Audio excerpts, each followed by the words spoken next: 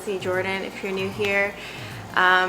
This is my husband, Binyam Teklamariam, and he's Ethiopian. And today we're going to be doing a mukbang with Ethiopian food. This is from his family-owned restaurant, Nile, in Richmond, Virginia. Yeah, I'm so excited. Today's topic is going to be Ethiopian food etiquette. Things that I have learned as a non-Ethiopian about the culture and food over the years. So yeah, let's get started. Okay, so we're just going to talk about what's on the plate. What are you doing? Nothing. Okay, so this is Ethiopian food, and this is authentic Ethiopian food because a lot of Ethiopian restaurants in America don't necessarily do everything the way they do it back home. Just like anywhere else, like any other cuisine. Yeah. Sorry if you guys hear the AC. I'm not going to turn it off because it's super hot. About 98 degrees. But anyways, so this is injera. This is tape.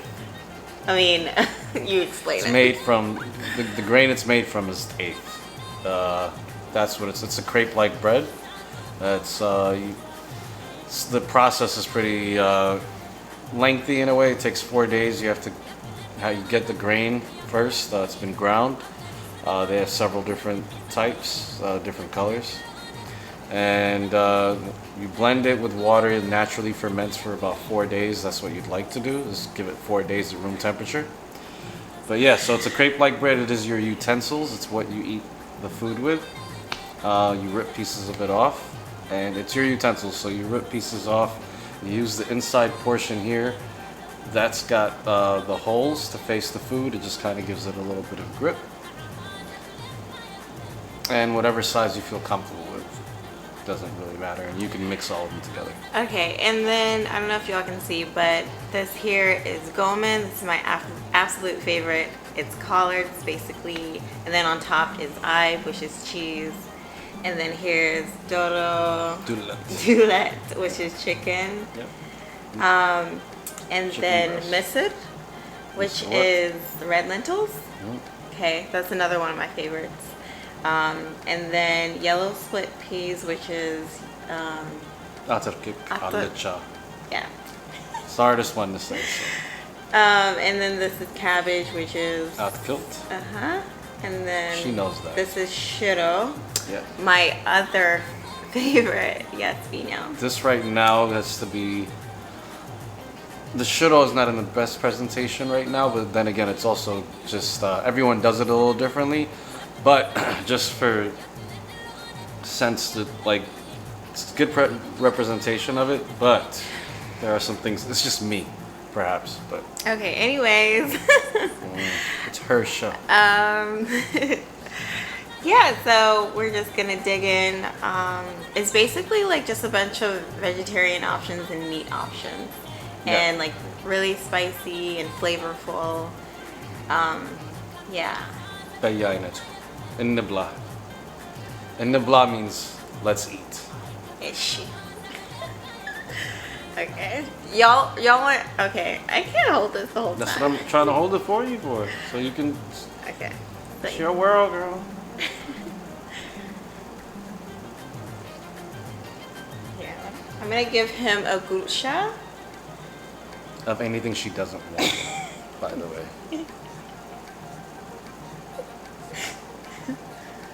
So basically a gusha is when someone else grabs you.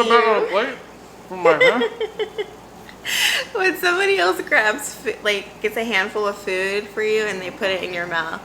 That's something you have to get used to. Okay, especially in Rona days, it's not always going to be very common that you see gushas. Oh, dang it. Okay. Rabbit. Okay. Okay, so the first question I have is, what did I think when I first experienced Ethiopian food? So when I first experienced it, I was actually kind of like on a date with an American guy, and I was a picky eater and I still am kind of, so I wasn't really into it. But once I started to date Binyam, then I like fell in love with it. I made that food for that day.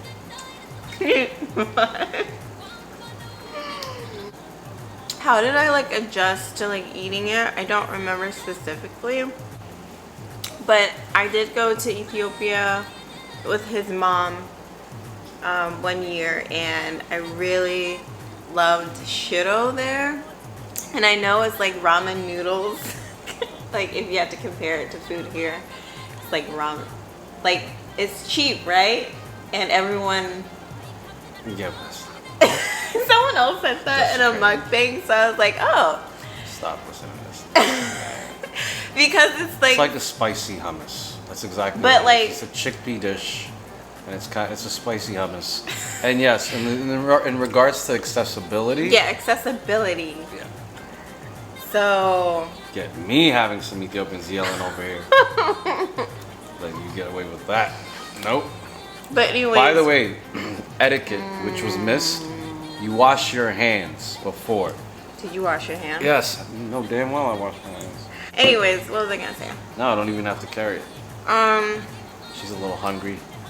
Okay, so my number one tip, well not number one tip, but my first tip is Ethiopians are going to feed you. They are very family oriented, which I love, and just full of love and want to give. So when you go to eat Ethiopian food like in someone's house, do not eat everything that you want on the first serving. Eat very little because they're gonna offer you more and offer you more again. And I made that mistake when I was in Ethiopia and I was at a family's house. I like ate what I wanted like in one plate, and then she went like to offer me more, and I was so full. You're insult. It's an insult if you don't take more. It's an insult. So like I said no thank you, and she was so upset, like so upset. So yeah, do not make that mistake. Just eat very slow. Yeah.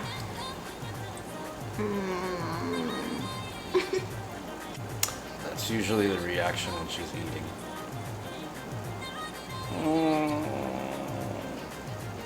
I also wanted to say like this thing needs to focus on me.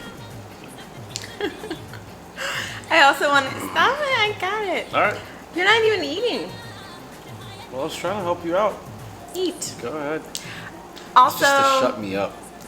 Also, like I said, it's like slowing down. The Ethiopians like to like hang out after they eat and like have buna, which is coffee, or tea, and sometimes like popcorn with their coffee. So just expect that when you're like done with your food. Would you agree?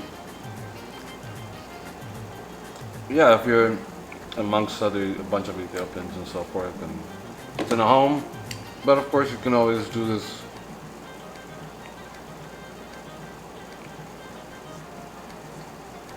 You can always dine out for it, but yes, those are the things to be prepared for if you're eating amongst a group, and especially if it's more at someone's home, etc.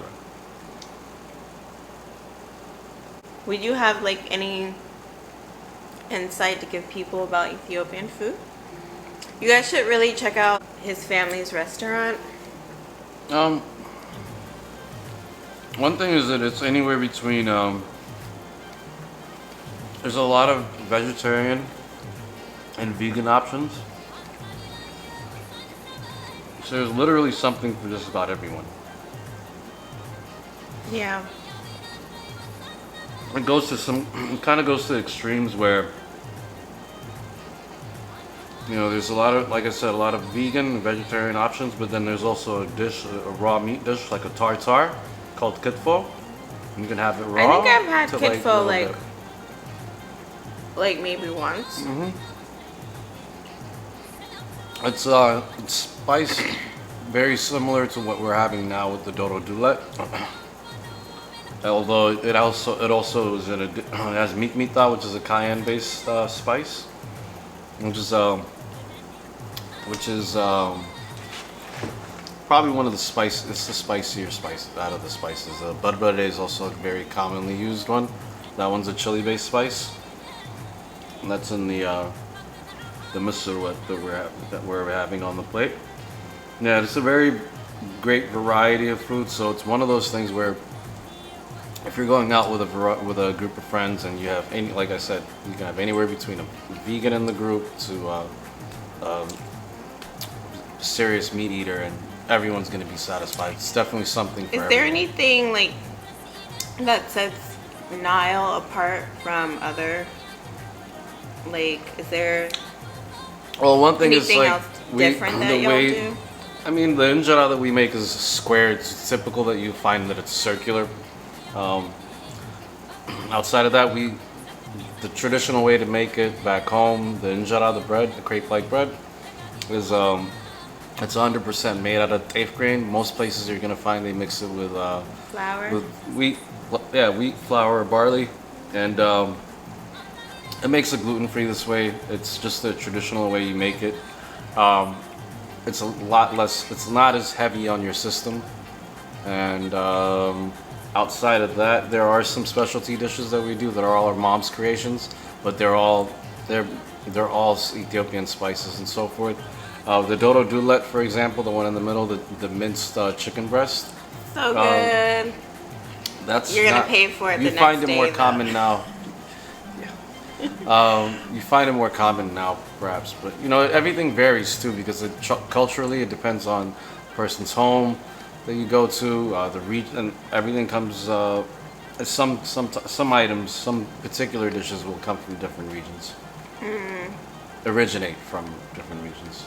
Also, if you find Eritrean food is pretty much because there's some cases where you may not find an Ethiopian restaurant, but if you find an Eritrean restaurant, the cuisine aspect and everything is going to be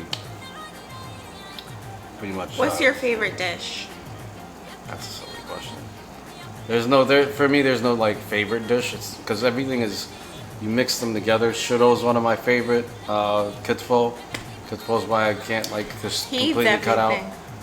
Yeah, she's specific with there's 3 dishes on, well, there's 4 dishes on here she would eat. The dodo dulet, the gommen, and the misir, And the shiro. and the shiro. Yeah. Very commonly, whether vegan, vegetarian, misir and gommen are often dishes that people really do care for when they're trying it for the first time. But you'll find the other aspect to it that's really good is that everything is very different. There's no 2 dishes that are going to be really alike. They're very differently flavored, although they have a lot of similar ingredients. Do you think that I will ever learn to cook any of this? No? Just the gommen. I've considered Gommen. learning how to cook the gommen. I think that would be your start. I think the gommen Because, and then yeah, I mean, when we have kids, like, and if you're not around, then I can just, whip not it letting up. them starve. I already know what will it be in the future. I'll have to like box up huge containers and put them in the fridge for her. Basically. And it's not for her. That's the thing. That we get it. That'll be for them to eat, so they don't starve. You can stick to whatever. You're gonna have to order out. What was I gonna say? Is there any dish on here that you would be willing to cook on my channel? Because I know a lot of this is like secretive, because it's so good. I mean, Shiro's not secretive, but it's also one of the easiest dishes to make, which is another great thing about Shiro. Yeah, Yeah? we can do your favorite, then you can start learning. Oh There you boy. go, two birds with one stone. So you do the gommen at first, and we try the gommen. Do you need more injera? Don't you to eat? No, I'm good. I'm about to head out and go in to make more of the. And she's telling me It's a mukbang. I get it. I was eating. The only reason she's telling me is most of what she wants is gone. I'm not sure. Surprise, surprise. Yeah, the gum is gone. Here, gum is gone. Gum is gone. There's the misr is still left. The shiro is there. The best part is the injera underneath, Yes. what's soaked in with all the juices. Yes, that the is best definitely part. some of the best part. And injera, you can also there's a another thing you can do with injera is firfir. Firfir is basically broken up injera, and it's I don't know if this is the right term, but it's like an Ethiopian goulash where you basically you'll mix all the other dishes in together, and it doesn't have to be all the other dishes. You can just do a couple or just even the one, but then it's a bunch of broken pieces of injera, and it's a good thing for like breakfast. Okay. Yeah. Thank you guys for watching. If you like this video, give it a thumbs up, subscribe to my channel, and I will see you in my next one.